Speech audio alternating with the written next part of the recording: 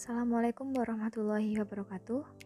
Sebelumnya, perkenalkan nama saya Putri Fajar Ramadan, NIM 186600022. Pada kesempatan kali ini, saya akan menyampaikan bab analisa dan konsep dari pengerjaan saya. Fungsi primer dari perancangan ini adalah satu, sebagai sarana pelatihan K3 yang meliputi pelatihan K3 umum, pelatihan K3 migas, pelatihan kebakaran, pelatihan conflict space, pelatihan scaffolder, dan pelatihan rigger. Yang kedua, sebagai sarana pelaksanaan seminar dan konferensi tentang keselamatan kerja. Dan yang terakhir, sebagai sarana pertemuan dan rapat konsorsium ahli keselamatan kerja. Kemudian, fungsi sekunder meliputi sebagai sarana mes atau barak bagi peserta pelatihan maupun karyawan atau pengajar, dan yang kedua sebagai sarana beribadah. Fungsi penunjang dari bangunan ini adalah 1. Area parkir atau tempat kendaraan pengguna, karyawan maupun pengajar. Hasil dari analisa perhitungan ruang didapatkan bubble hubungan antar ruang dan juga block plan sebagai berikut. Untuk alasan pemilihan tapak pada lokasi ini, dari segi pencapaian pada site tergolong mudah. Jalan Tuku Umar yang merupakan sirkulasi utama pada site merupakan jalan nasional dengan intensitas arus kendaraan ramai dengan volume dan jenis kendaraan kecil hingga berat. Padatnya arus menyebabkan kebisingan dan beban getaran yang cukup besar pada tapak. Tapak sendiri merupakan lahan pertanian yang menjadikan tapak ini masuk dalam kategori tanah berkontur dengan kondisi tanah air dan air permukaan rata-rata berada pada kedalaman antara 5-15 meter. Berikutnya adalah zoning dan tata masa. Yang pertama, dari segi penerapan prinsip high-tech. Penerapan prinsip high-tech yakni inside out. Bagian bangunan yang paling ditonjolkan yakni ruang pelatihan sebagai point of view pada tapak. Kemudian untuk tata masanya, lokasi site yang berseberangan langsung dengan jalan yang tergolong dalam jalan nasional, maka dengan pertimbangan pengaruh getaran dari kendaraan yang berdampak pada kekuatan bangunan, bangunan pada site diberi jarak terhadap jalan untuk meredam getaran kendaraan. Tata masa memerhatikan jarak antar bangunan supaya tidak mengganggu antar bangunan, mempermudah sirkulasi, pengarah angin, dan juga memasukkan sinar matahari. Dari segi pertimbangan prinsip tapak secara umum, tapak terbagi menjadi 3 zona, yakni zona publik meliputi area parkir, zona semi publik meliputi front office, lobby sampai ruang administrasi, dan yang terakhir zona private meliputi ruang-ruang pelatihan dan juga barak. Area depan serta jalur masuk sangat berpotensi sebagai lahan parkir, sehingga lahan parkir tentunya berada di depan tapak. Kemudian front office, lobby sampai ruang administrasi diletakkan searah dengan area parkir. Hal ini didasarkan pada kemudahan dalam pencapaian dengan penggunaan sirkulasi secara efektif. Kemudian, ruang-ruang pelatihan diasumsikan berada di sebelah barat site, jauh dari jalan raya, namun tetap mudah diakses dari arah lobby.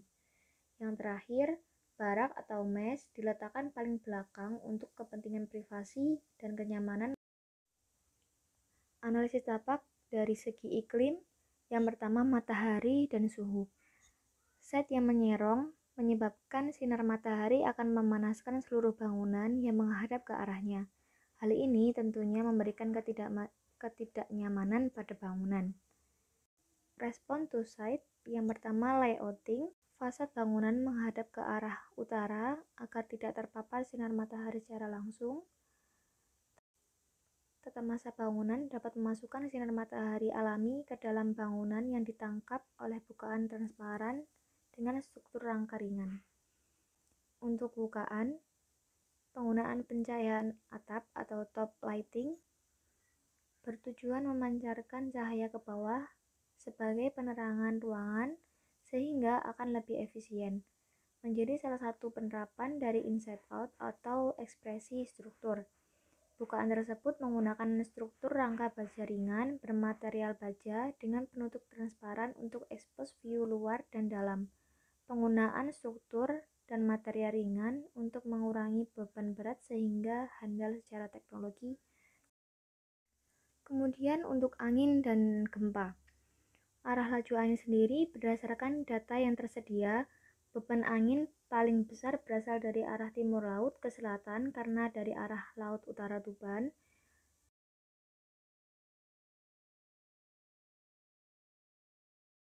Untuk merespon kondisi tersebut, yang pertama, saya menggunakan prinsip filtrasi air hujan, konservasi air hujan sebagai cadangan air bersih dengan memanfaatkan air hujan untuk kebutuhan manusia.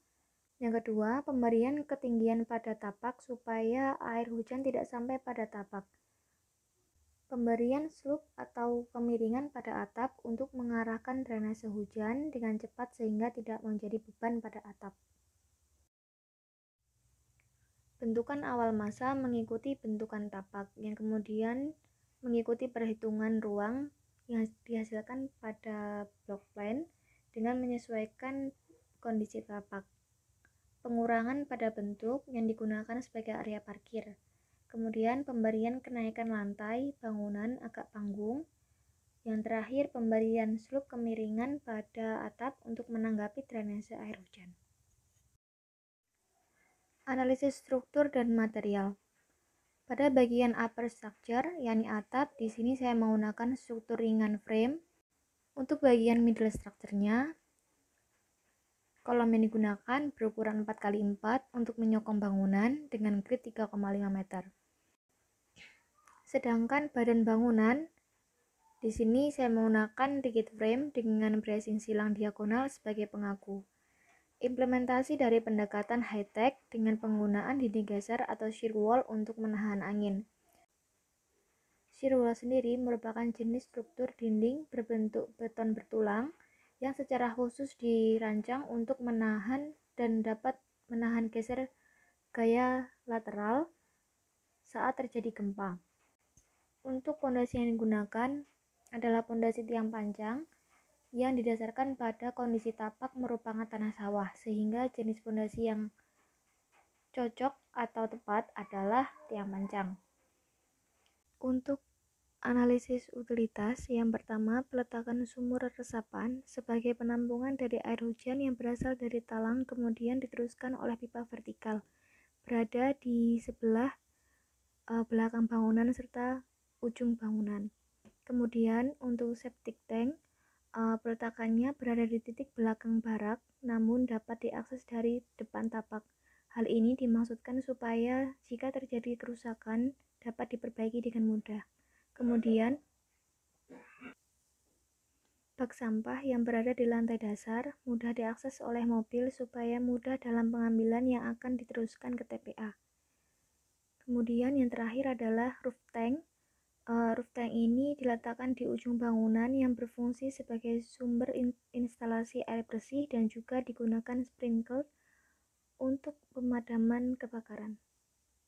Konsep dasar dari perancangan ini didasarkan pada fakta dan isu yang ada dengan mengimplementasikan pendekatan high-tech dengan harapan dapat menyelesaikan fakta dan isu yang ada. Hal tersebut juga didasarkan pada Quran Surat Al-Anbiya ayat 80-81, di mana isi dari ayat tersebut adalah penggunaan akal yang sudah diberikan oleh Tuhan supaya dapat memenuhi kebutuhan dan bencana dengan penggunaan dan pemanfaatan teknologi. Tagline dari perancangan ini adalah Technovation Building yang berasal dari kata high-tech dan juga innovation. Berikutnya adalah konsep tapak. Yang pertama, aksesibilitas dan sirkulasi. Di sini menggunakan konsep aksesibilitas satu jalur masuk dengan memanfaatkan jalan raya sebagai akses utama tapak. Berikutnya konsep bentuk dan tampilan. Yang pertama, pertimbangan secara arsitektur, bentuk atap yang miring dan dinamis. Hal ini ditujukan untuk mengarahkan drainase hujan dengan cepat sehingga tidak menjadi beban pada atap. Berikutnya, penerapan prinsip high-tech. Yang pertama adalah optimistic confidence in scientific culture, yang adalah memiliki visi misi ke depan yang diterapkan melalui material.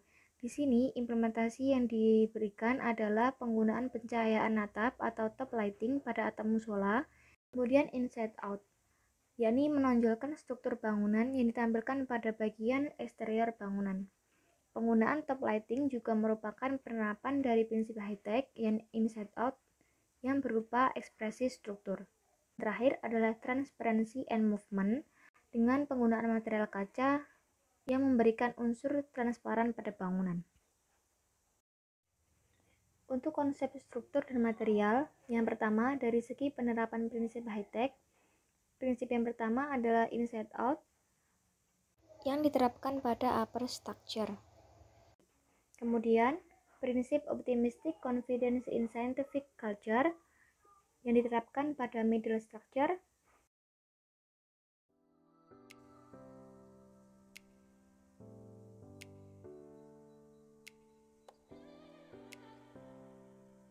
Sekian yang dapat saya sampaikan. Mohon maaf apabila terdapat salah kata. Terima kasih atas kesempatannya. Wassalamualaikum warahmatullahi wabarakatuh.